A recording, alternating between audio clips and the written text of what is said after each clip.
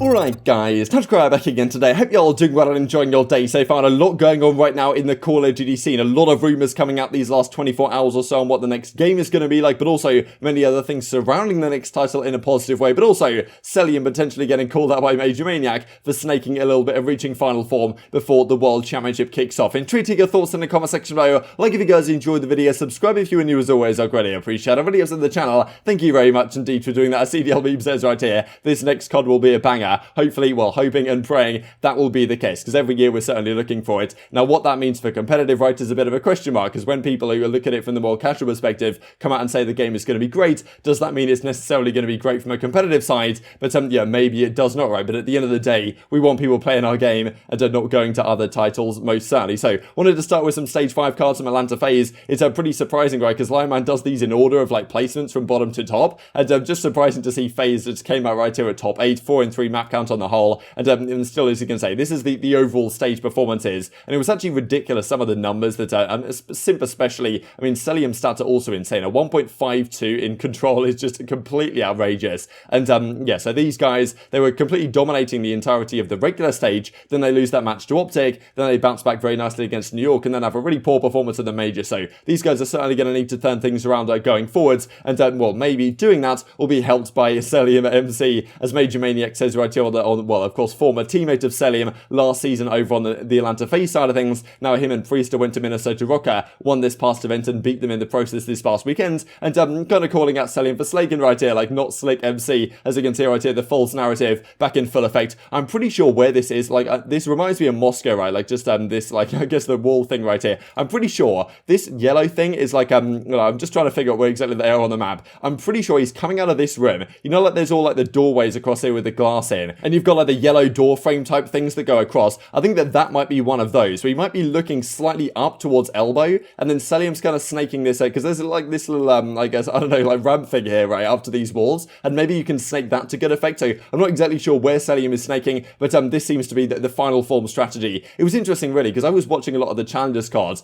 for the World Championship, and of course, like, nothing's really GA'd down there. There were some GAs, but people kind of do what they want down there, and so there was a lot of snaking going on, and I must say it wasn't the greatest viewing experience at times when it was happening, but maybe Cellium's just throwing everything out the window and just going down this route. Maybe this is from some sort of scrim or something, which is, yeah, maybe, I don't know, if you need to pull it out in scrims, I guess fair enough, but yes, the false narrative back in full effect, no doubt about that one. And well, this is on the more positive side then about the Call of Duty game for next year. Tom Henderson, who of course is, you know, a leaker who's said a lot of good things, or at least, well, a lot of things that turned out to be great these last couple of seasons. The Call of Duty community is going to explode in a positive way, which is kind of surprising, right? Everything lately from the Warzone side, from the CDL side, has kind of been doom and gloom. Not absolutely everything, but, you know, people haven't been too positive or too optimistic these last couple of weeks. But apparently, Tom Henderson saying, yes, actually, this is going to go in the right direction, which is like, okay, wow, what's going on here? Is there an anti-cheat coming to Warzone? Apparently that is the case as well. But yeah, is the next Call of Duty game going to be absolutely phenomenal? It's tough to say exactly what this means. But well, and we get this in Modern Warzone as well. All we'll say is the next COD title is going to blow expectations out the water after months of being torn down by the community before they ever even saw a glimpse of it. Still be top of the FPS world come this time next year. Call of Duty will always be there or thereabouts, but a good game certainly does help. So August 19th, apparently, that's when the reveal is going to be happening. So about a week or so's time, as soon as the World Championship kicks off,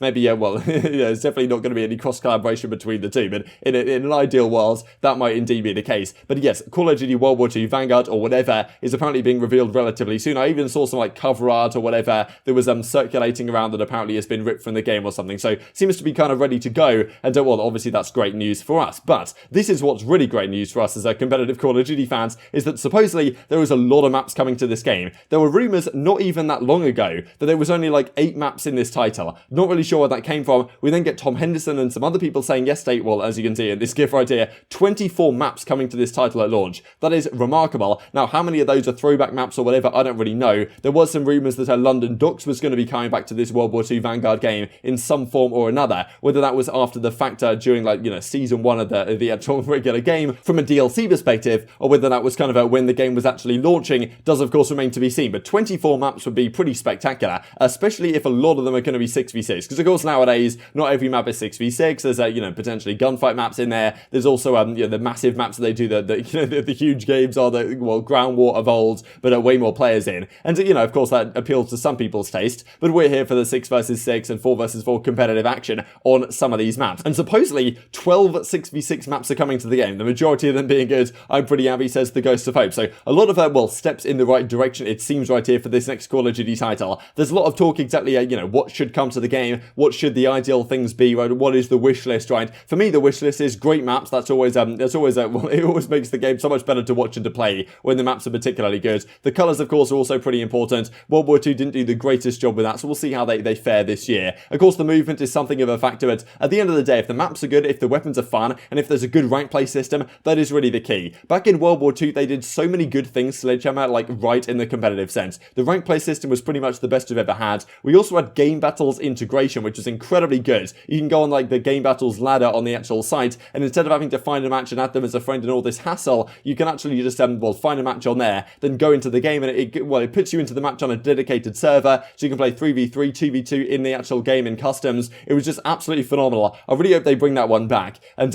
well, with any luck right here, Sledgehammer are really on top of things, and not only killing it in terms of bringing out a cracking game with some cracking maps, and they did a great job in the maps. I mean, you think about it, well, World War II, some of the maps were good, some of the maps weren't so good, but certainly a lot of them are pretty memorable, the likes of London Docks, Saint Marie Dumont, for example, you know, maybe Gibraltar not so much, but there were some other ones that were pretty solid. Advanced Warfare, also some phenomenal maps back in that game as well, so I certainly have more and more hope for this title by the day. But on the other side of things, there is the talk about, okay, yes, people are saying the game's going to be great, but what does that mean, right? Because of course, it's generally tailored for the more casual scene, which maybe doesn't mean the best things for competitive players, so there's going to be dynamic weather elements coming to the game, which is kind of weird. Not really sure how that could feature into competitive play. Maybe they will try, but you know, similar to Advanced Warfare, what was the map called? Defender, right, where the tsunami would come in, so I guess that maybe something like that could be coming back. I'm not really sure. It's a Sledgehammer game, so it could be possible, but well, as Scroin says right here, trying to figure out what this means for us, right, as competitive fans. The casuals love is the exact opposite for the competitive community, and there's apparently a rumour coming along right now that, well, the doors, if they're in the game, will be destructible. Compsy might have a stroke reading that one. I don't know if destructible is better than, well, not destructible, to be honest.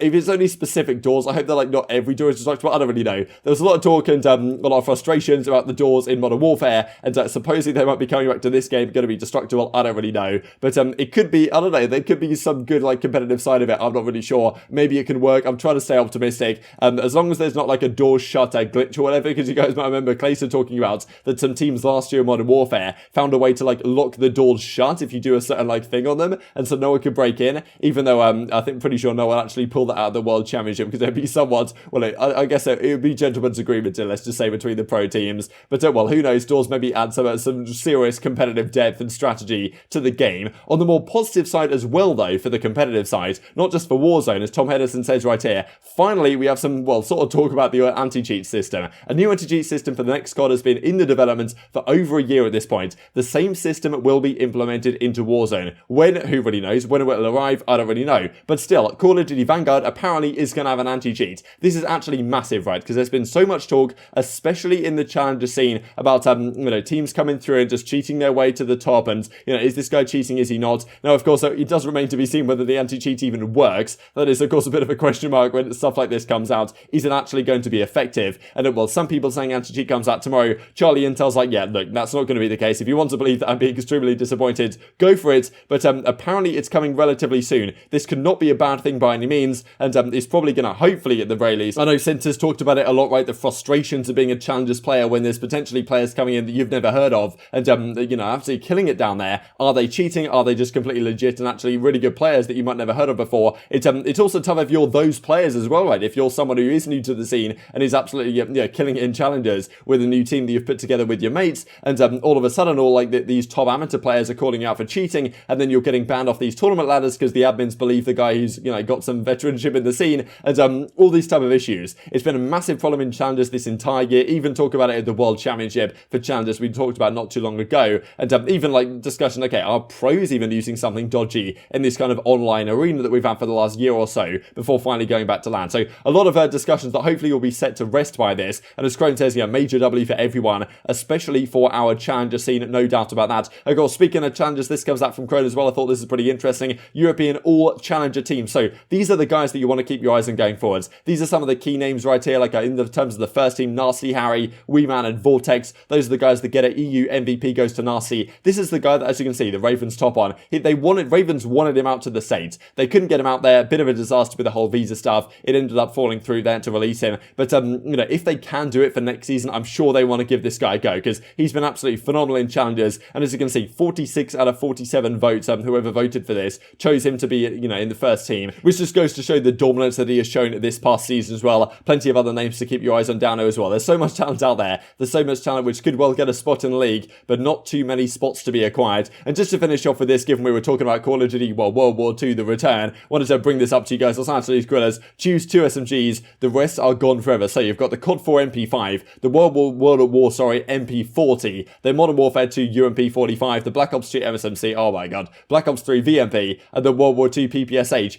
This is interesting because, like, the COD 4 MP5, I didn't play the original COD 4, I didn't play World at War either. Like, Modern Warfare 2, the only time I played Modern Warfare 2 was, like, I think maybe around a mate's house, and I was also, like, I played it on, like, Nintendo, like, what was it, Nintendo DS, I think I played the Modern Warfare 2 game on, I don't really know, I think it was just the campaign. But the first COD game I got was Black Ops 1, so the Black Ops 2 MSMC has to go in there for me. That gun was absolutely everything. The VMP I liked, but I actually preferred the Cuda in that game, and thankfully the Cuda towards the end of the title became the meta. I really loved that one, so I'm not sure I can give it to the VMP just because it wasn't my favourite SMG in that game, and the other ones I haven't really used all that much. The MP5 in Modern Warfare Remastered wasn't like my favourite either, because I think the 74U was better in that, so I may even give it a shock pick to the PPSH in World War II. Maybe this is a hot take, but the PPSH was so much fun to use in that game. The sound of it, the way it recoiled, the way if you map someone across the map, that the feeling of mapping someone across the map with the PPSH was unrivaled. So yeah, to me, MSMC, PPSH, they're going to stay. Hopefully the PPSH comes back in all its glory in this upcoming title,